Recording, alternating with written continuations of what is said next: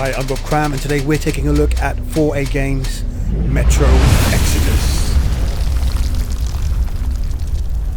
You might have seen this footage before, but this is released during an event in LA and in London earlier this year. And we're just going to kind of basically talk through some of the features that you can expect from the game. So as you're probably aware, you play as the lead character Artyom from the previous games, and your premise of this particular game is that you've moved out from the Metro Underground in Moscow, and you're heading east to find new settlement and a new life.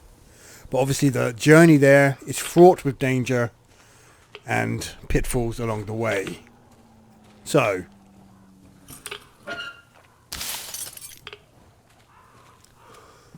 as you can see, the trusty lighter returns. A very useful tool, not for just illuminating the area, but also for clearing pathways and such like. So as you're probably aware, the outdoors is not the most healthy, although none of them are wearing gas masks at the moment. If you remember, you have to put on a gas mask for clean air, otherwise you will die.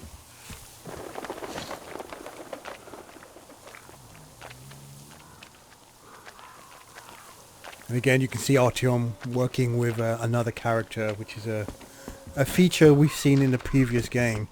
Now you've got to recall, this is a stealth game, stealth action as well, depending on how you want to play it.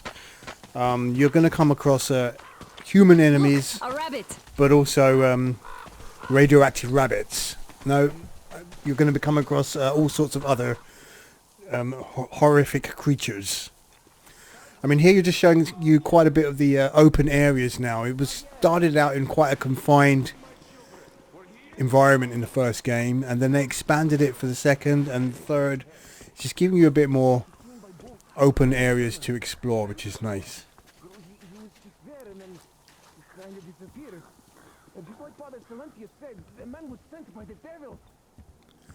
And this part here now, sound is extremely important in hearing your enemies before you see them. I see. All right, God bless you. And I will go look elsewhere. What? Nice. So playing stealth is very beneficial. Obviously you don't want everyone coming to your location and causing a massive gunfight, but if you want to play that way, then obviously you can do so, remembering that the ammo is scarce. So the customization returns, offering you the ability to sort of mod your weapons on the fly, and you know, this is an important part in your approach to tackling various situations. Artyom, I can't cover you when you're inside. I'm changing position to meet the woman and child. I know you can handle this just fine. What is...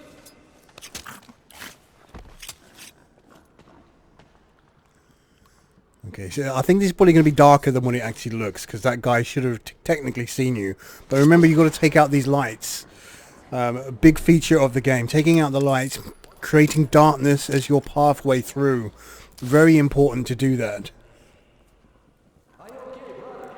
So I mean, for the benefit of the video, the brightness has been pushed up, but obviously when you play it, turn the brightness down.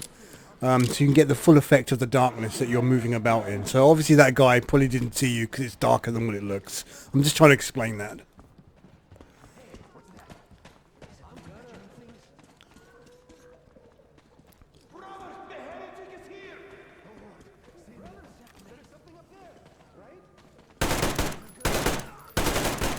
So going loud brings its own set of problems, but you can also use that to your advantage.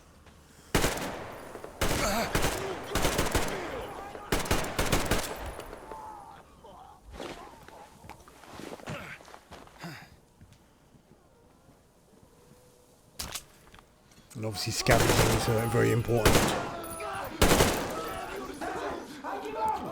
Don't shoot! For it is the peacemaker who shall be saved! I give up. I've no choice but to rely on your mercy, even though you are a heretic. Again, your choice as to what you do with him. Do you murder? Do you knock out? Do you leave him alone?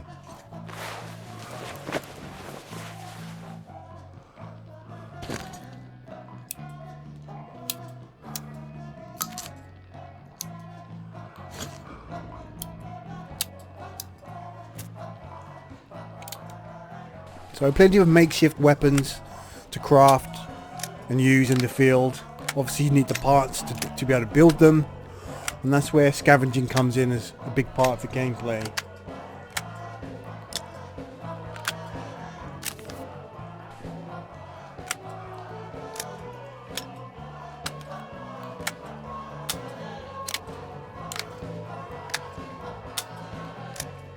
So as you can see, a lot of stuff here you can add, giving you a vast array of different types of weapons to match the jobs that you're doing. Lots to do here and mess around with. A lot more expanded than the previous games, which is giving you a lot more opportunities. I mean, some pretty serious stuff here. And of course, the gas mask repair. Those filters are a godsend. And obviously that armor is extremely useful. Ah, Pip-Boy. No, that's just your arm giving you all your heads up on what you're doing, your air supply, what the time is, and all sorts of basic information. Remember, this is not the high-tech game. It's not set with futuristic stuff here. A lot of stuff has had to be remodeled and rebuilt. Good night.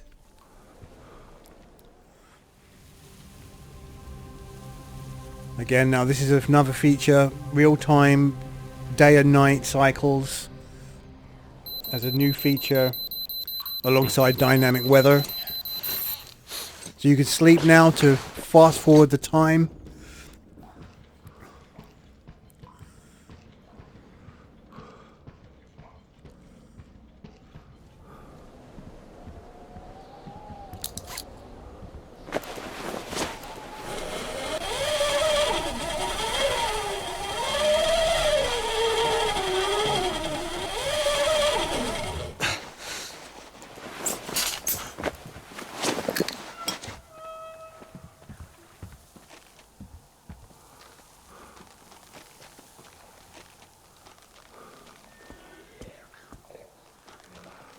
As you can see, most of the nuclear ravaged Earth, or Russia, or Moscow, wherever we are now, is destroyed. It's not much. There are only a handful of survivors, including these mutants.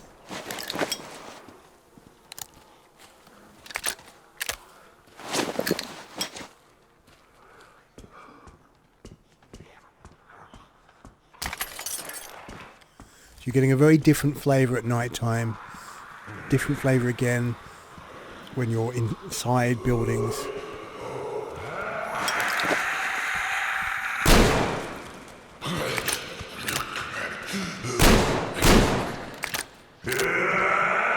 Aiming could be better. As you can see, no crosshair.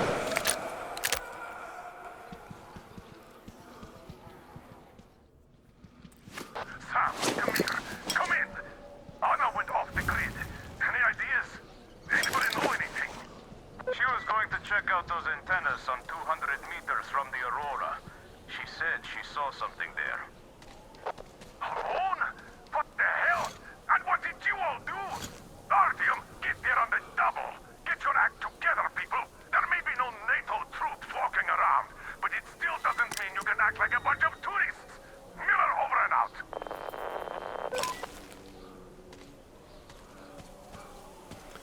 So you might recall some of the people from the previous games, but 4A are making a point that not everybody is going to survive this story, which means your choices that you make are going to have an impact on the story.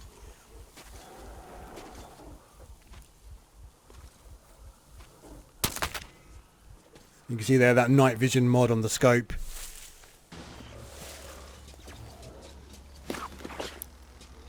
And as I mentioned earlier, you're getting a nice glimpse of some of the different types of enemies that you'll face in the game.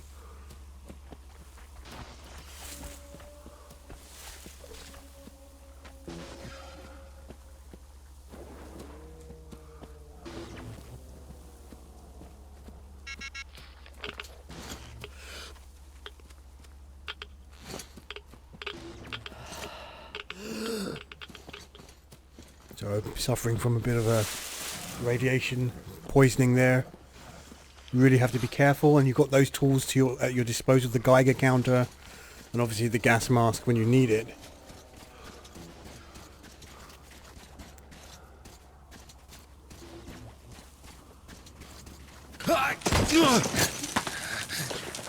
There's Anna.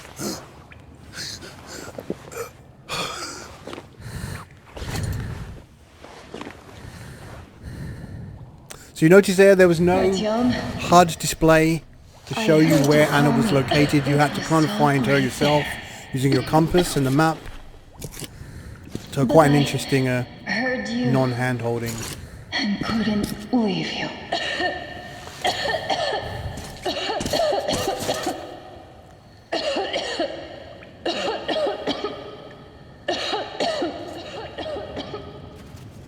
You really need to get out of there.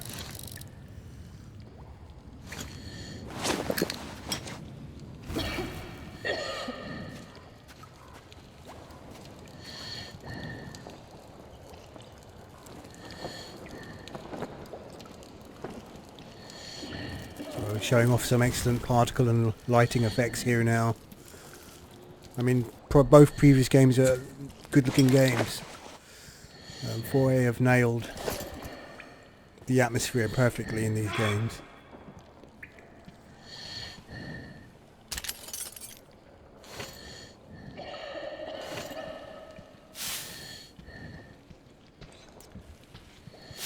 I mean, the game is not a realistic game, but there are elements that are.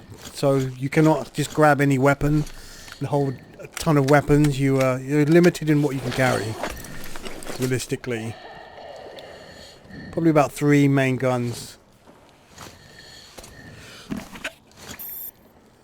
So then you have to make the decision of whether you're going to leave a weapon behind or upgrade it, depending on how you want to play. And those magic mushrooms there. We've got company.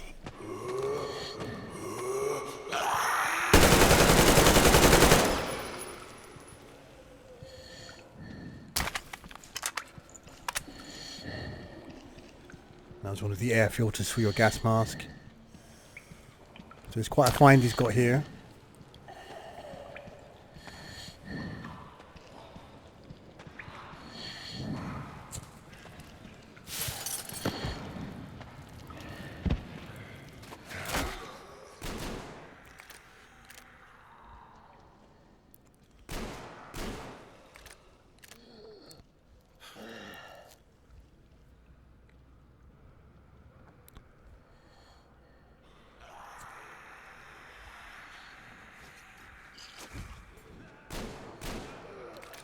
You've got to be careful with that shotgun there, because miss and you have to reload, opening yourself up for being hit. But a nice pistol whip, or in this case shotgun whip, is useful.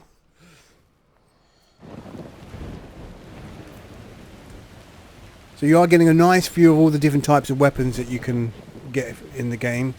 Obviously you can mod them all, as I said, for each scenario. And now a look at that night vision. Again, this is going to be more useful when you turn the brightness down. It's a bit more difficult to highlight the effectiveness of it in this video.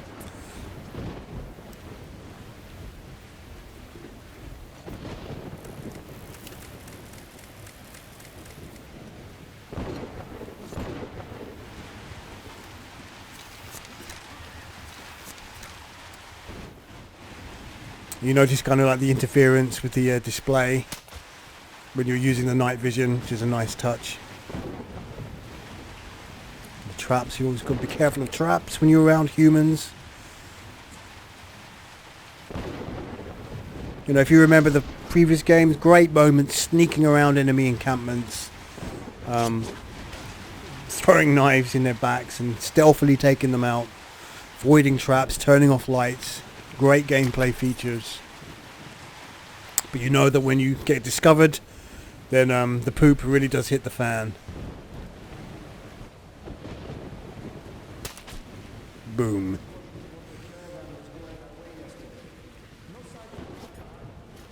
you're wondering what the numbers on the bottom right of the screen are, that's your cash or your money. Previously it was bullets, and then that's your kind of currency due to the scarcity of ammo.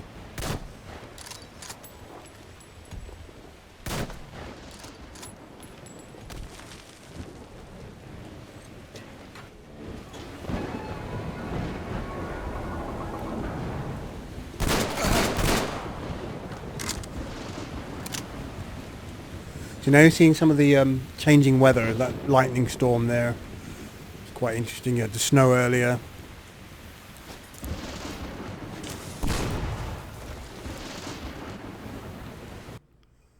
Okay, I'm Rob Graham. Thanks for watching.